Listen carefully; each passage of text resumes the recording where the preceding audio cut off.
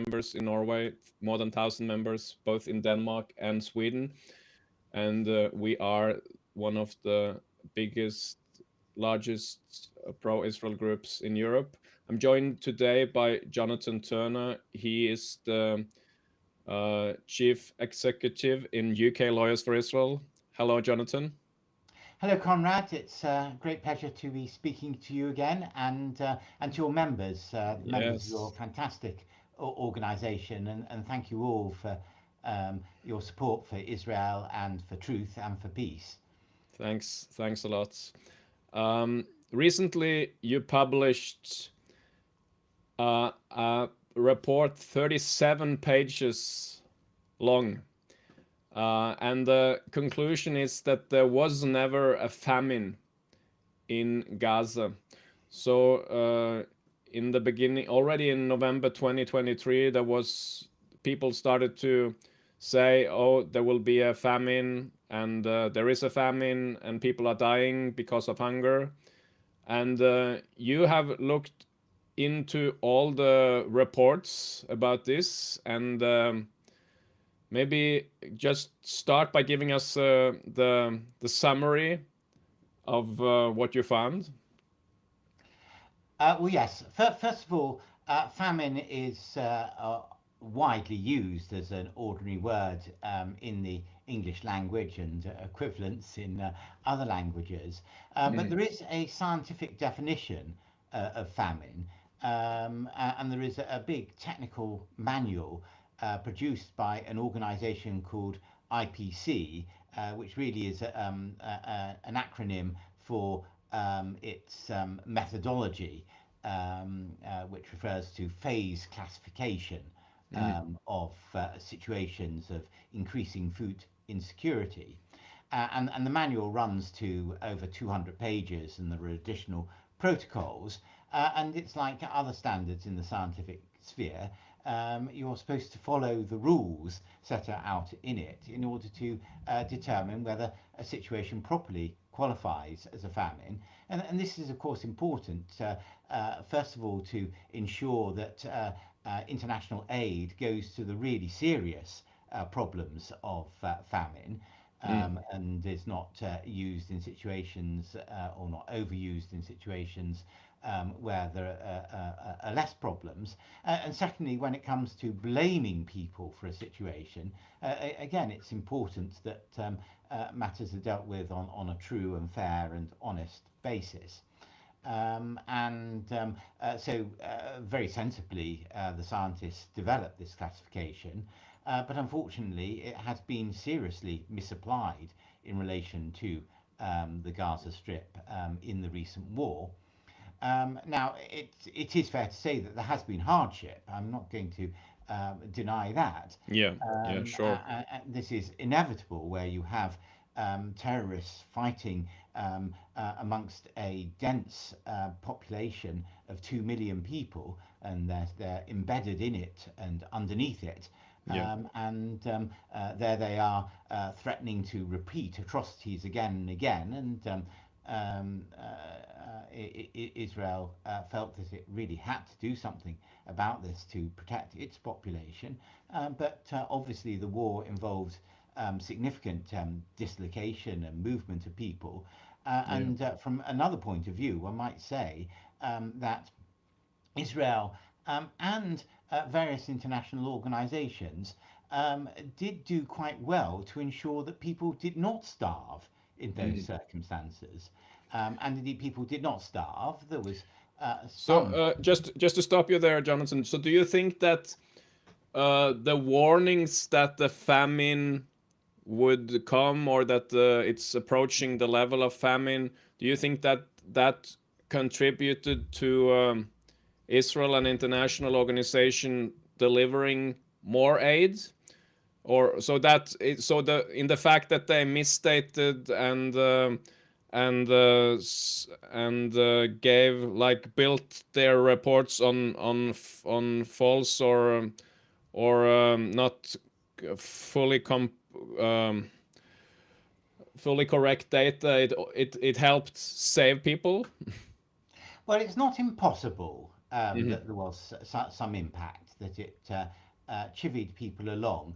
But it's also right to point out that the Israeli department that deals with humanitarian relief, COGAT, the Commission for Organisation of Government Activities in the Territories, um, uh, has a whole set of people working on this, monitoring the situation, and they did a lot to ensure that aid did get into the Gaza Strip. Hmm.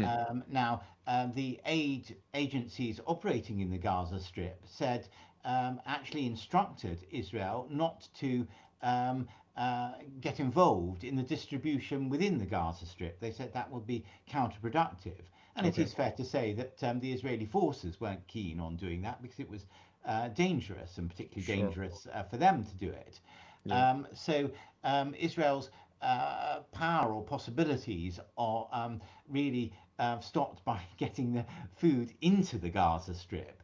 And Yeah. it was left to the agencies to distribute it. And to the extent that there were problems with distribution, those may be problems with the aid agencies, and also, of course, the very real problem of the food aid being taken by Hamas and other armed groups and irregular people, bandits, if you like, just taking it for their own families or clans.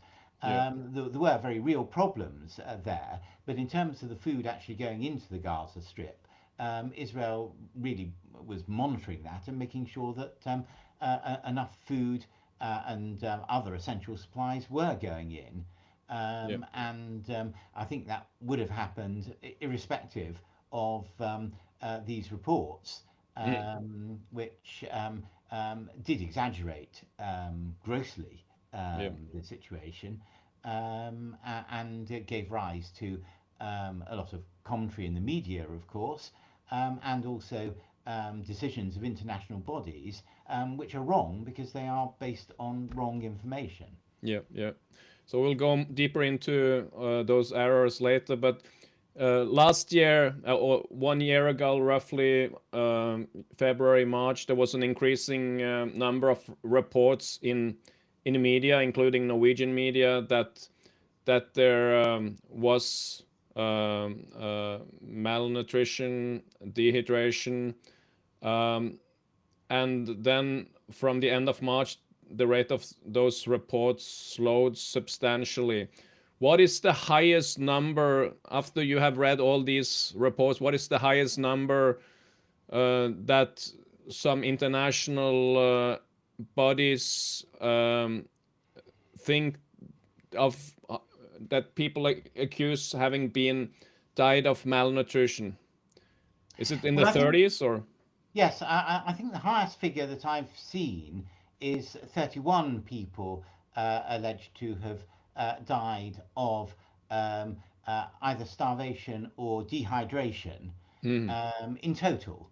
Yeah, in And total. Yeah. famine conditions are supposed to, according to the IPC classification, you're supposed to be looking at 2 per 10,000 dying from non-traumatic causes, not being hit by a bullet or an explosion or a falling building, Hmm. 2 per 10,000 per day, Per day. and in a population of over 2 million, that's looking at 200 people dying Yeah. per day, Per day. and 31 people over the space of months Yeah. is nowhere near that. Yeah. Now there was an outbreak of gastroenteritic disease Mm. in northern Gaza at one point, it appears, Yeah.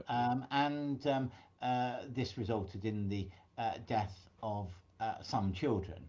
Mm. But we're talking about relatively small numbers, and it's also important to note that young children do die um, all the time, unfortunately. Yeah. Even in developed countries, children, Yes. a number of children do unfortunately die Mm. from dehydration, and in the Gaza Strip it has a certain level, and in fact this level was only very marginally increased during the war, Yeah. and remained at below the phase one of the five phases of classification. Phase one being regarded as not really a abnormal problem at all.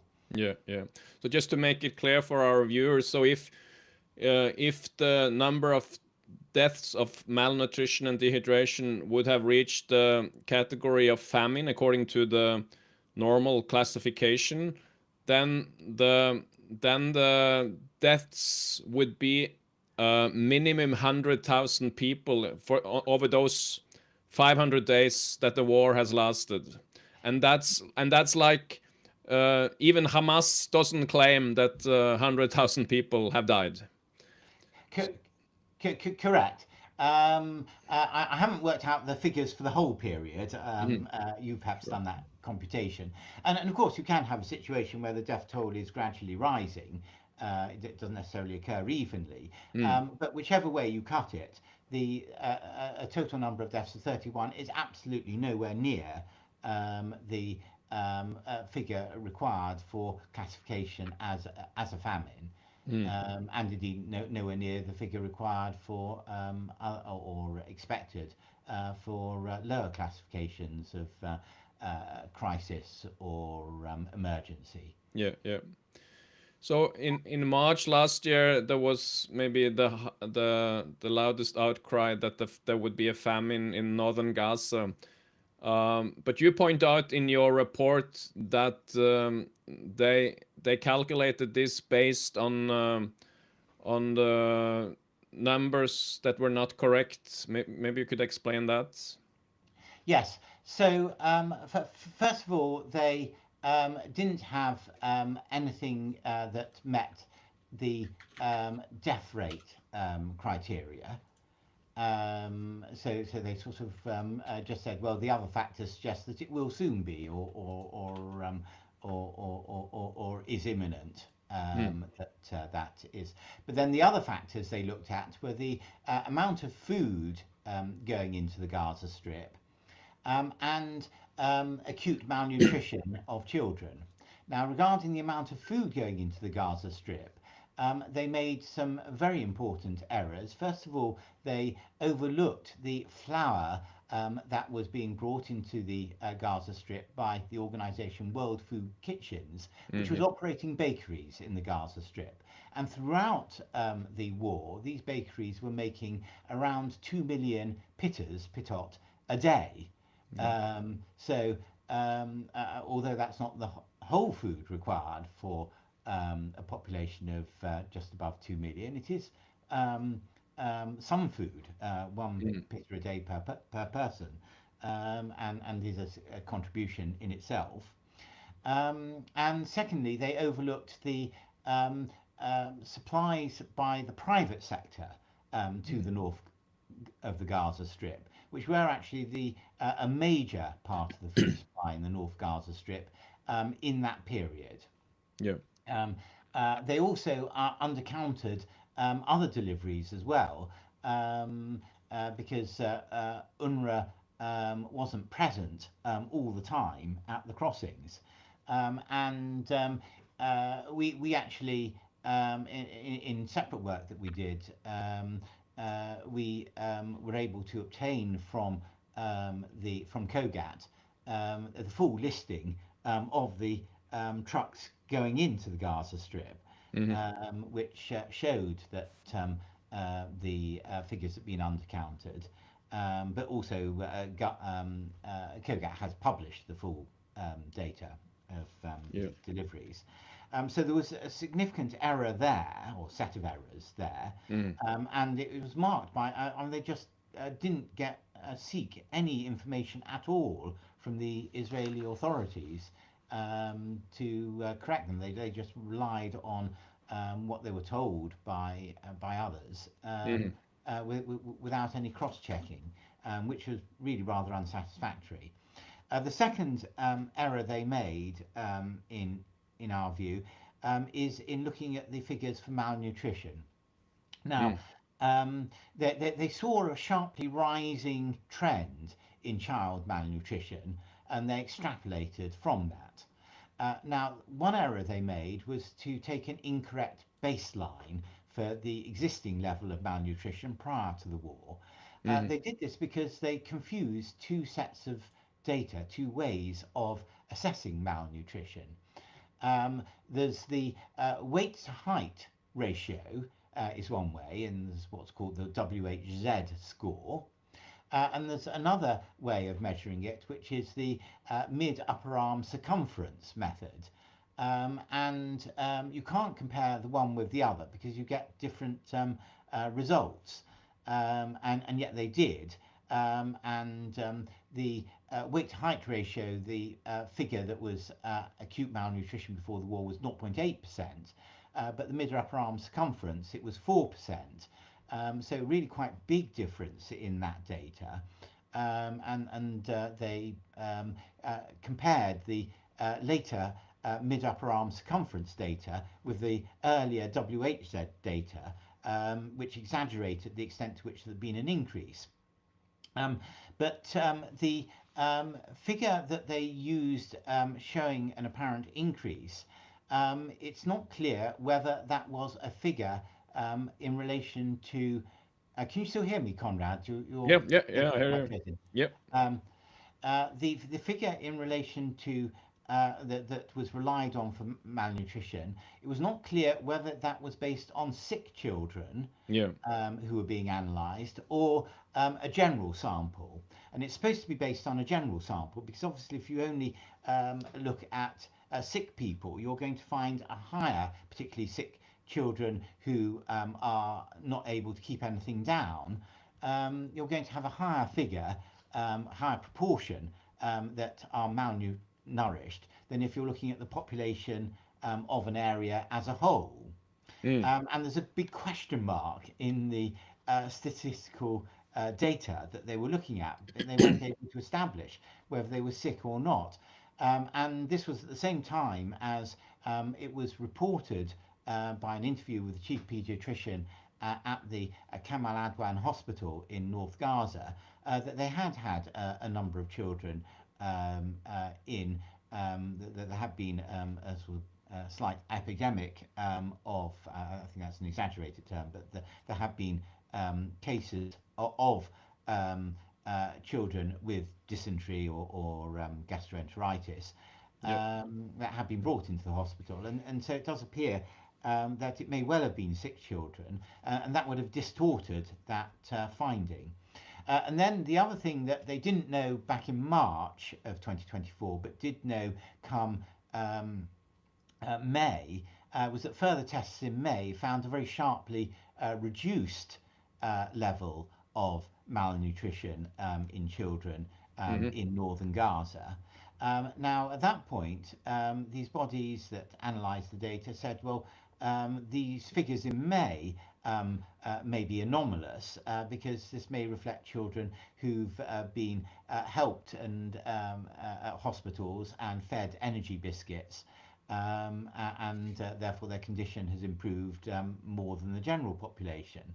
Mm. But in fact, it looks to us, viewing the data as a whole with the benefit of hindsight, that actually it was the February data that was anomalous, quite Mm. possibly because they were looking at a sample of sick children rather than the generality of the population.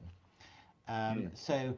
And in any case, this was only one figure out of many figures, which the totality of figures do show that generally in North Gaza and in the Gaza Strip as a whole, the malnutrition increased only very slightly to hovering around 5% in general, as opposed to 4% Yep. prior to the war. Do you know how much of the food food consumption in Gaza that was covered by uh, local production before the war? Yes, now this was quite substantial, Mm. the local production.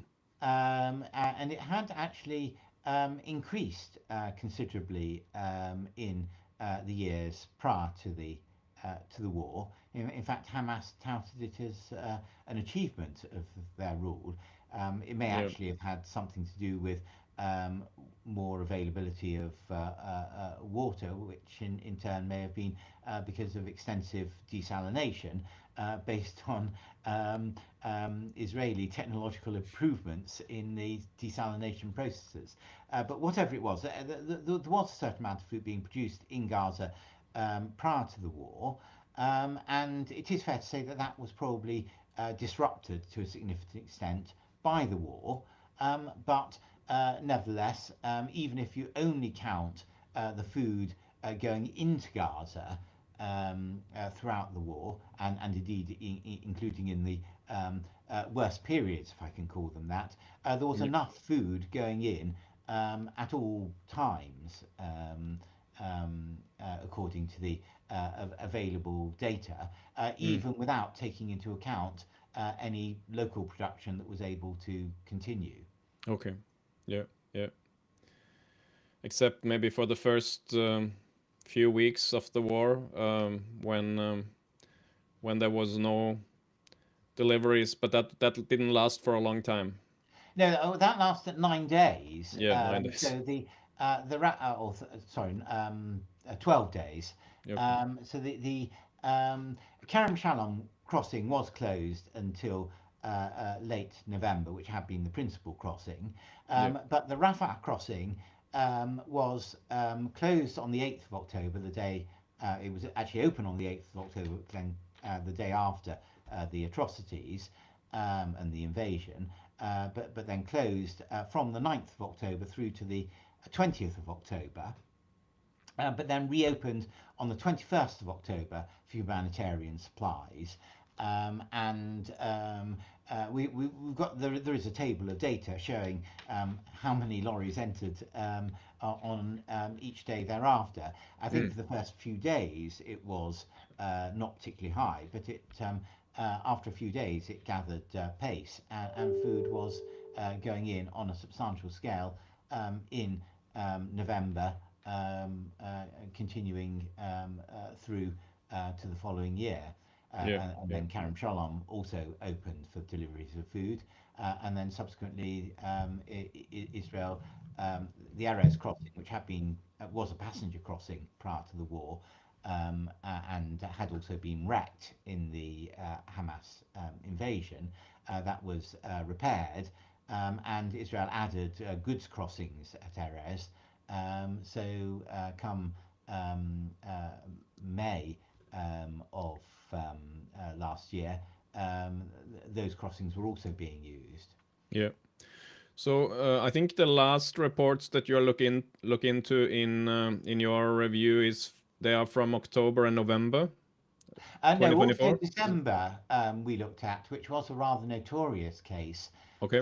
where the FuseNet agency um, uh, Oh yeah, I see. delivered a report saying that there was a famine in North Gaza again, Mm. but this was because they assumed that there were still lots of people in North Gaza, whereas Yeah. in fact they had moved out, and so they were basing the food per person on a completely erroneous basis of the number of people. And the numbers have been acknowledged both by Israel and also by UNRWA, slightly bigger figure estimated by UNRWA. But even on the figures estimated by UNRWA, there was it was much lower, an order of magnitude lower than those on which the FuseNet agency based its assessment. Yeah. And that report was that was pointed out by the U.S. ambassador to Israel, and the FuseNet report was then withdrawn. Yeah. Um, And that's the last one. And now they because of the ceasefire may, they maybe stopped making the reports or. I haven't seen any reports since Mhm. last December. But it could well be that they've not. It probably is the case that they won't make further reports. I mean, it is that would be quite normal because these systems are in place to deal with situations where there might be a problem. Yep. Yep. And if no one's saying, well, that there is a problem, Yep. then there's no particular reason to produce a report. Yep. But yes, sort of there won't be any credit, if you like, being given for the fact that food supplies are going in on a large scale now. Mm. But that doesn't alter the fact that sufficient food was being transferred into the Gaza Strip really throughout the military action. So, And the reports saying otherwise, saying that there was famine, are just not correct. so in Norway, a lot of people think that Israel committed a genocide in Gaza, and that the the uh, the strategy of keeping food and water away from the population is a big part of that genocide. What what would you say to answer those? Should we allow ourselves to call them idiots? They're misinformed, Yep, but misinformed. it is unfortunate that they've been misinformed by agencies that have been set up to provide supposedly accurate information.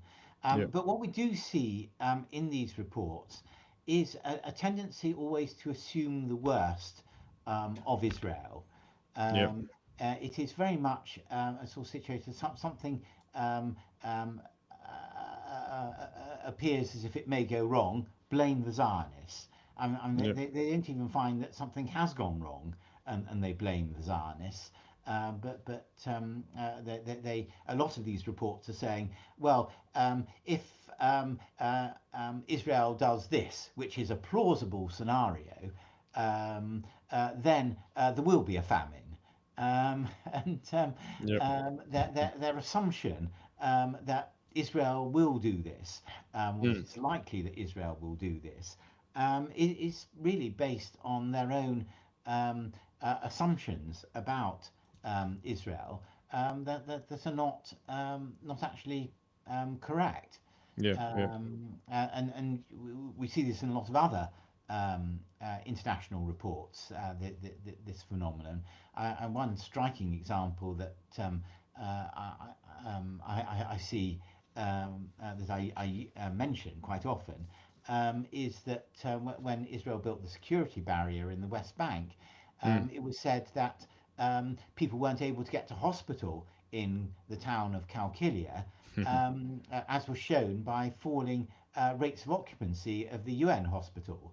But this ignored the fact that two new hospitals have been built in Kalkilia, and so there was a yep. surplus of hospital capacity in Kalkilia. And it Mhm, was actually a good news story that there was plenty of space in the hospitals in Kalkilia, mhm. but it was presented and relied upon by the International Court of Justice as an indication of how terrible Israel was. Yep, And you see this in these reports on the Gaza Strip situation, um, food security situation. They keep assuming things against Israel yep, without actually checking, and based on their prejudice that Israel must be doing something wrong. yep. I just want to point out to the viewers the website of UK Lawyers for Israel. It's uklfi.com, and it's a fantastic resource for everyone interested in Israel. And here you can find the full report that Jonathan published in the end of January. So if you want to dig into this, this is the way to get more. Um, do you have 5 or 10 minutes more to speak about the other work that you are doing, Jonathan? Yes, I'm happy to speak about other work. Yeah. Maybe first, how did UK Lawyers for Israel start? So we started as a small group of lawyers. We met following an interesting conference that the Israeli Ministry of Foreign Affairs had organized just outside Jerusalem, um, to try and explain to lawyers who were sympathetic towards Israel some of the things that Israel was doing that were being misrepresented or subject of misinformation, that was particularly relevant to legal issues. And But the Ministry of Foreign Affairs didn't arrange any kind of follow-up of this. But the lawyers who were there from the UK, we got together and decided that we ought to do something to follow things up. And so subsequently, we met there and had a brief discussion, and then met again in England and decided we'll form an association. Yeah. What And what year was it? That was 2011. 11. Well, or the end of 2010, I think we started, or Hmm. the conference had been in 2010. And this was actually just after the Mavi Marmara Yeah. incident, when a flotilla of ships was sailing from Istanbul to Gaza, full of Turkish activists, with some supplies on board, but mainly as a publicity stunt, Hmm. and also with quite a lot of money to be delivered to cash to be delivered to Hamas, and some other things that could be used for military purposes. And Israel arrested the ships on the high seas after they refused to um, uh, dock in the Israeli port of Ashdod, in order to have their cargo inspected and then transferred to Gaza. Unfortunately, things went wrong, and the Israeli troops were attacked with iron bars and with at least one gun. Um, Israeli troops were injured, and some of the Turkish activists were unfortunately killed. This was a big. There was a lot of publicity about this. The following year, they organised an even bigger flotilla of ships to go from Greece to Gaza, and we then actually managed, with the benefit of this organisation we formed. One of the members was a leading shipping lawyer, and with his assistance, we were actually able to get the ship stopped in the port in Greece, in Piraeus, in Athens. Hmm. And This saved the being an international incident, and saved people being killed. And this will really set us off on a path. We suddenly realised actually that we could use our skills to have significant impacts. Hmm. And since then, the organisation has grown. We've now have several thousand people on our mailing list, and we do an enormous number of cases to Hmm. address attempts to organise boycotts and divestment targeting Israel, and anti-Semitism in schools, universities, in the health service. We've had major issues over the last year with doctors and nurses and midwives and so on, supporting Hamas, and making patients and fellow medical staff, particularly Jewish patients and medical staff, feeling very uncomfortable and worried in hospitals, and other medical facilities. We've had a lot of that. and international sport, where there's a threat to exclude Israeli players, Israeli teams from competitions. We've dealt with a number of those cases and ensured that the Israelis were able to compete like other countries and not excluded. Most recent one was the exciting sport of bowls, where the Israeli players were suddenly disinvited after threats were made to disrupt the tournament.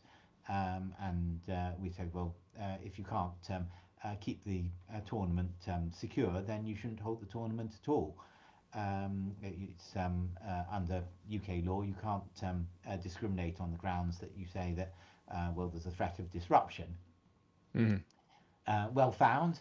And so a whole variety of things where we can use our skills and our knowledge of equality law and international trade law and the fiduciary duties of trustees of investment funds. We've used our legal skills to ensure that Israelis and Israeli organizations and Jewish people who support Israel and other people who support Israel are not discriminated against or penalized or disadvantaged by the extensive campaign that seeks to undermine Israelis and Israel and supporters of Israel and so on. Yeah, that's really great work. I'm happy that we have been able to work together also in several projects for several years already. And I recommend all our viewers, all our members to visit the website of UKLFI and to sign up on their newsletter and be informed. And I also get thanks from the viewers here for all your work, Jonathan. Thanks a lot for joining us, and thanks for the report that you made about the situation in Gaza. Yeah, well, thank you, Conrad, and thank you for the magnificent work you do, and also for the opportunities we've had to work together. And I should say that UK Laws for Israel does operate in other countries around the world. We're able to provide our legal skills in relation to other countries. We're most familiar with the UK law and with EU law. But we can often help, and indeed have helped in dealing with situations in Norway, in Ireland, in South America, and so on. We do our best where we can, particularly in areas where other organisations are not so involved. Yeah, great. Look forward to see you again soon, and bye bye. Bye for now. Yeah. Thank you.